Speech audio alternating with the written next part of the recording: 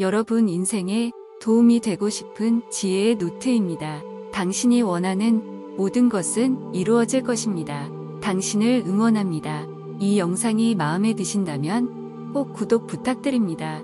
여러분의 구독은 저에게 큰 힘이 됩니다. 감사합니다. 사랑합니다. 수익 규모를 미리 정하지 말라. 내가 중개인으로 일할 때 사람들은 내게 전혀 알 수 없는 질문을 던지곤 했다. 나는 수익이 날 것으로 판단되는 매매 전략을 발견하면 즉시 고객들에게 권했다. 내가 그들에게 기본적 분석과 기술적 분석을 이용해 왜 그 주식을 매수해야 하는지를 열심히 설명하면 고객들은 이렇게 물었다. 주가가 얼마까지 올라갈 것 같습니까? 그들은 나의 전망을 듣고 싶어 했다. 그러면 나는 순진하게도 내가 생각하는 목표가를 일러주곤 했다. 내가 예상했던 목표에 이르는 경우도 많았지만 그 목표를 훨씬 넘어 더 상승하는 일도 많았다. 좋은 일이기는 해도 내가 예측한 목표가 빗나가는 일을 너무나도 많이 겪고 난 다음에는 목표가를 말하는 방식을 조금 수정했다. 최소한이라는 단어를 추가한 것이다. 그러나 지금의 나는 목표치를 예상하고 주가가 그 수준에 이르는지 여부를 조바심 내면서 지켜보지 않는다. 누가 나에게 주가가 얼마까지 오를까요? 라고 물으면 나는 그저 단순하게 시장이 상승세라면 매수해야 하고요. 하락세라면 매도해야 합니다라고만 대답한다. 어느 날 시카고에서 제일 오랫동안 진행된 TV 프로그램의 사회자로 유명한 벤 라슨벤 라르소노 인터뷰를 하면서 나를 깜짝 놀라게 했다. 그가 나에게 내일의 주식시장이 어떻게 될 것인지 예측해달라고 했던 것이다. 나는 이제까지 수십 년 동안 시카고 선물거래소에서 트레이더로 일하면서 단 한 차례도 공식적으로 시장에 대해 공표한 적이 없었다. 그러니 TV를 보는 시청자에게 말하지 않은 것은 물론이다. 그래서 나는 불쑥 이렇게 내뱉었다. 글쎄요. 아마도 내일 주가는 10포인트 정도 오를 것 같습니다. 만일 내가 이 말만 하고 그만두었다면 나는 아주 뛰어난 사람이 될 수 있었다. 그 다음날 주가가 9.86포인트 올랐기 때문이다. 그런데 불행히도 나는 그 말 다음에 이 말을 덧붙였다. 혹은 아마도 10포인트 정도 내릴 수도 있습니다. 내 인터뷰를 방송에서 본 친구가 다음날 전화를 걸어 이렇게 일러주었다. 자네가 아주 바보천치처럼 보이더군. 그래서 나 역시 그렇게 생각한다고 말해주었다. 사실을 말하자면 나는 내일의 주가가 얼마나 오를지에 대해서는 거의 신경 쓰지 않는다. 상승세라고 판단되면 매수한다. 그게 내가 신경 쓰는 일의 전부이다. 시장에서의 주가 움직임은 두 가지 형태로 분류할 수 있다. 하나는 지루한 횡보로 주가가 상승이건 하락이건 거의 움직이지 않는 경우이고, 또 하나는 추세를 나타내면서 급격하게 상승하거나 하락하는 경우이다. 주식시장에서 매매를 시작할 때 투자자는 한 종목을 특정한 가격에 매수한다. 투자자 나름의 분석에 의하면 매수한 가격은 아주 매력적인 수준이다. 투자자는 지금 그 주식을 매수하면서 앞으로 주가가 오를 것이라고 기대한다. 하지만 정작 주가가 오르기 시작하면 어디까지 올랐다가 정지할 것인지 아무도 알 수 없다. 주가의 정점을 예상할 수는 있으나 정확한 고점은 알 수 없다. 단지 주가가 정점에 이른 후 하락하고 난 다음에야 비로소 고점이 어디였는지 알 수 있게 된다. 많은 투자자들이 기술적 분석기 법을 사용할수록 앞날을 예측하기는 더욱 어려워진다.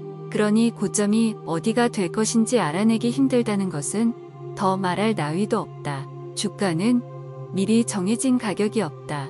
인간의 능력으로는 미래의 주가 움직임을 정확히 예측하기란 불가능하다. 그래서 사람들은 차선책을 추구한다. 즉 현재의 추세가 앞으로도 이어질 것으로 가정하고 포지션을 설정하는 것이다. 주가는 상승하기도 하고 혹은 하락하기도 한다. 그러나 우리는 결코 지금 이어지고 있는 가격의 상승 추세가 현재의 빈약한 정보를 근거로 인위적으로 산출한 특정 가격에서 끝날 것이라고 단정할 수는 없다. 그럼에도 불구하고 미숙한 투자자들은 가격 목표라는 함정에 곧잘 빠지고 만다. 주가가 상승하다가 예상했던 가격 목표에 도달하면 미숙한 투자자는 주식을 팔아버린다. 불행하게도 그들이 매도한 다음에도 주가는 여전히 상승세를 이어가는 경우가 대부분이다. 다시 한번 강조하지만 주가가 미리 정해진 가격에서 상승세를 멈추어야만 하는 이유는 어디에도 없다. 투자자가 매수한 가격이 얼마이건 기본적 분석 혹은 기술적 분석에 의할 때 상승세가 강력해 주가가 계속 올라가고 있다면 주가는 과거의 정보가 아니라 새로운 정보에 반응하고 있다고 판단해야 한다. 대부분의 경우 새로운 정보는 투자자가 모르는 것이다. 따라서 앞으로 주가에 영향을 미칠 새로운 정보가 무엇이 될지 예측할 수 없다면 현재 시점에서 주가가 얼마나 올라갈지 목표가를 예측할 수 없는 것도 당연하다. 그러므로 투자자가 매수한 종목의 목표치를 미리 설정해버리면 결과적으로 그가 얻을 수 있는 잠재적인 수익을 제한하는 것이다. 예를 들어 기술적 분석 혹은 기본적 분석에 의해 추세가 상승세라고 판단되어 어떤 주식을 매수했다고 하자. 일단은 매매의 절반은 올바르게 한 것이다. 나머지 절반은 주가가 예상했던 대로 긍정적인 뉴스의 영향을 받아 상승하는 것이다. 성공하는 투자자가 되려면 현재 시장에 영향을 미치는 뉴스가 무엇인지 정확하게 알기도 전에 특정 가격에 지정과 매도 주문을 내서는 안 된다. 매수 주문을 낼 때 투자자는 자신이 매수한 이후에 주가가 오르기를 기대한다. 그렇지 않다면 매수할 이유가 없지 않은가?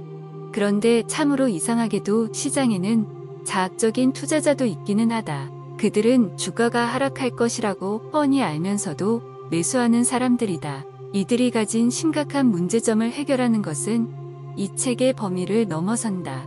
똑같은 논리로 매도 주문을 낼 때 투자자는 자신이 매도한 이후에 주가가 내릴 것으로 예상한다. 같은 이야기지만 그렇지 않다면 대체 매도할 이유가 없지 않은가? 어떤 종목을 보유하고 있을 때 특정 가격에 그 종목을 매도한다는 주문을 낸다면 그것은 투자자가 이제는 더 이상 시장의 움직임을 관찰하지 않겠다는 뜻이다. 그게 아니라면 시장으로 하여 금 상승세를 멈추고 하락하라고 강요하는 것과 마찬가지이다. 시장의 흐름과 동반하는 최선의 방법은 손절 매도 주문을 내는 것이다. 그렇게 하면 주가의 상승세를 추적할 수 있다. 만약 투자자가 사전에 미리 정해진 목표가에다 지정과 매도 주문을 내면 본격적으로 시장의 상승세를 막아서는 홀이 된다. 하지만 고점에서 일정한 수준 이하로 주가가 후퇴할 때 체결되도록 하는 추격 지정과 손절 매도 주문을 낸다면 이익을 확보하면서도 동시에 시장의 상승세를 방어적으로 따라가는 것이 된다. 시장을 따라간다면 보유하고 있는 종목을 언제 팔고 나올 것인지 쉽게 알 수 있다.